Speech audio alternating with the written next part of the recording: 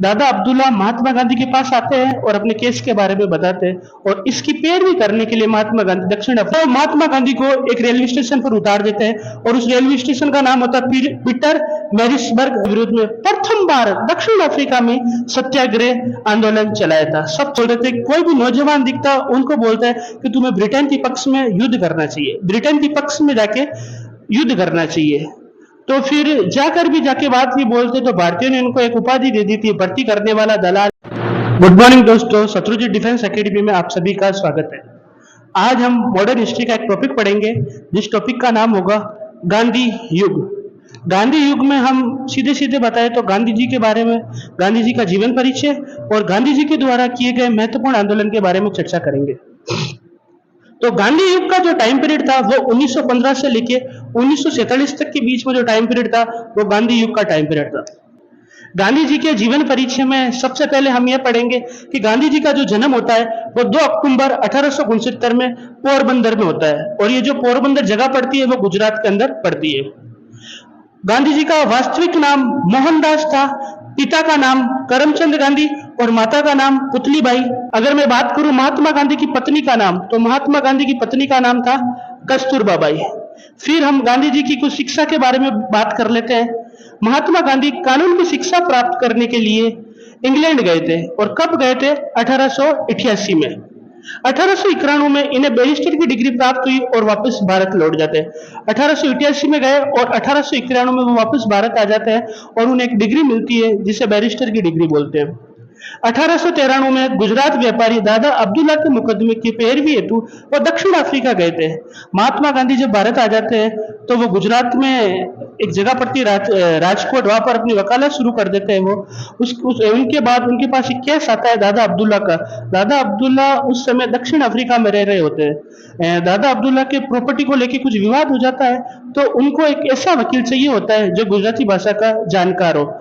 दादा अब्दुल्ला महात्मा गांधी के पास आते हैं और अपने केस के बारे में बताते हैं और इसकी पैरवी करने के लिए महात्मा गांधी दक्षिण अफ्रीका के लिए रवाना होते हैं। जब वो महात्मा गांधी दक्षिण अफ्रीका जाते हैं तो डरबन से प्रिटोरिया जा रहे थे, तब एक अंग्रेज अधिकारी ने रंग पक्षपात के कारण पीटर मैरिट्सबर्ग नामक स्टेशन पर उतार दिया। ये लाइन कहने का मतलब है कि जब महात्मा गांधी अब्दुल्ला का केस लड़ने के लिए अफ्रीका जा रहे थे तो डरबन से प्रिटोरिया जा रहे थे, तो महात्मा गांधी को रंग भेद के कारण, अस्वस्थ होने के कारण अंग्रेज अधिकारी था, एक अंग्रेज था, अधिकारी तो नहीं था, एक अंग्रेज था, वो महात्मा गांधी को एक रेलवे स्टेशन पर उतार देते हैं और उस रेलवे स्टेशन का नाम होता है Peter Maritzburg railway station. Mahatma Gandhi को, मुझे लगता है शायद बहुत बुरा लगा होगा कि एक रंग भेद के कारण किसी को ट्रेन से नीचे कैसे उतार सकते हैं। महात्मा गांधी ने फिर 1893 में वो दक्षिण अफ्रीका के लिए रवाना हुए थे। 1894 में, एक साल बाद, उन्होंने नटाल इंडियन कांग्रेस की स्थापना दक्षिण अफ्रीका में करते हैं। नटाल इंडियन कांग्रेस का स्थापना करने के पीछे महात्मा गांधी का उद्देश्य शायद ये हो सकता था कि भारतीय के साथ हो रहे भेदभाव को दक्षिण अफ्रीका में कम किया जाए, जो भेदभाव हो रहा था उसको कम किया जाए। इसके लिए इन्होंने नटाल इंडियन कांग्रेस की स्थापना की। 1894 के बाद में महात्मा गांधी ने 1904 में एक आश्रम की स्थापना करते हैं और वो जो आश्रम होता है वो फिनिक्स में होता है, जिसके कारण इस आश्रम का नाम भी क्या पड़ गया? फिनिक्स आश्रम।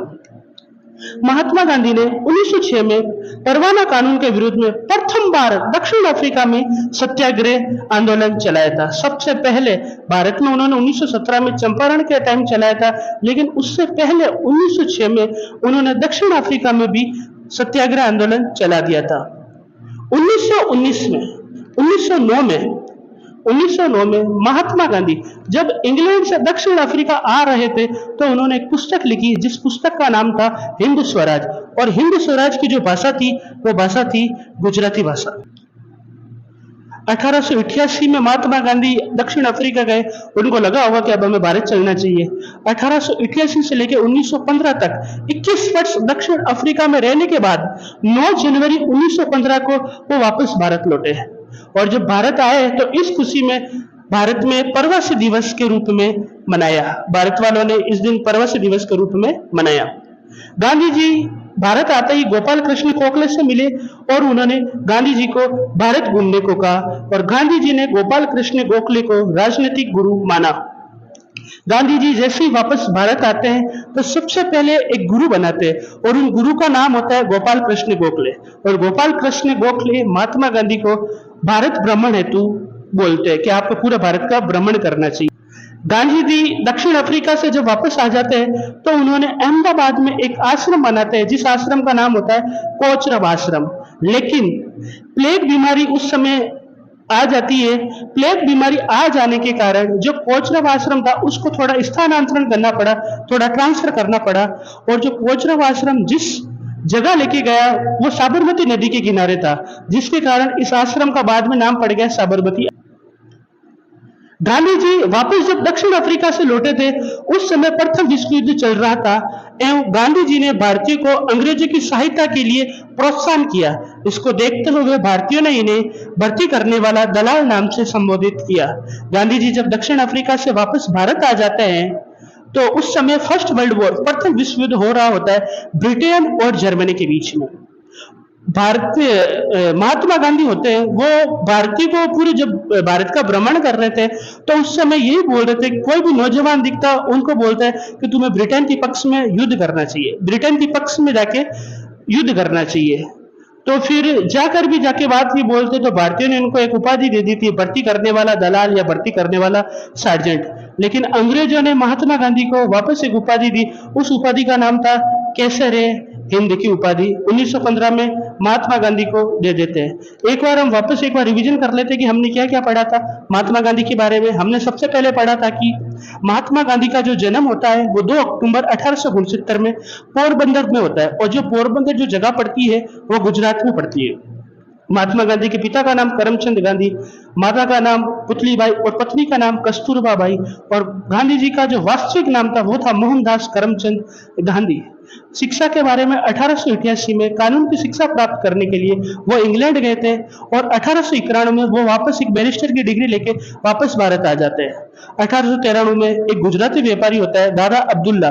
दादा अब्दुल्ला का केस लड़ने के लिए महात्मा गांधी दक्षिण अफ्रीका के लिए रवाना होते हैं। लेकिन दक्षिण अफ्रीका जाने से पहले बीच में एक छोटी सी घटना होती है जिस घटना को मैरिट्सबर्ग कांड के नाम से जाना जाता है। जब महात्मा गांधी डरबन से प्रिटोरिया जा रहे थे तो रंग भेद के कारण उनको ट्रेन से नीचे उतार देते हैं और जिस रेलवे स्टेशन पर उतारते हैं उस रेलवे स्टेशन का नाम होता है पीटर मैरिट्सबर्ग रेलवे स्टेशन। एक साल बाद 1894 में महात्मा गांधी ने नटाल इंडियन कांग्रेस की स्थापना की। नटाल इंडियन कांग्रेस का मुख्य उद्देश्य था कि भारतीय के साथ हो रहे भेदभाव को दूर करना।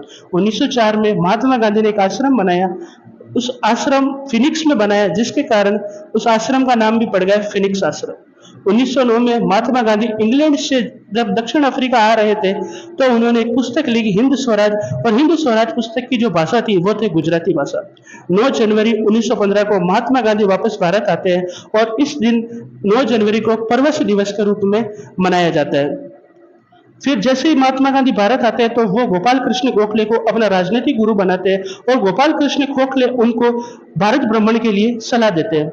उसके बाद में महात्मा गांधी अहमदाबाद में कोचरब आश्रम की स्थापना करते हैं, लेकिन प्लेग बीमारी आ जाने के कारण उस कोचरब आश्रम को साबरमती नदी के किनारे स्थानांतरित करना पड़ा और इस आश्रम का नाम साबरमती आश्रम पड़ गया। दक्षिण अफ्रीका से जब महात्मा गांधी आते हैं तो प्रथम विश्व युद्ध चल रहा होता है और महात्मा गांधी ने प्रत्येक नौजवान को ब्रिटेन के पक्ष में युद्ध करने के लिए कहा, इसलिए भारतीयों ने उन्हें भर्ती करने वाला दलाल का, लेकिन अंग्रेजों के पक्ष में लड़ना था तो अंग्रेजों ने उन्हें केसर हिंद की उपाधि दी थी। आगे वाली वीडियो में हम महात्मा गांधी के द्वारा चलाए गए महत्वपूर्ण आंदोलन पढ़ेंगे जिसमें से चंपारण आंदोलन पढ़ेंगे, फिर हम खेड़ा पढ़ेंगे।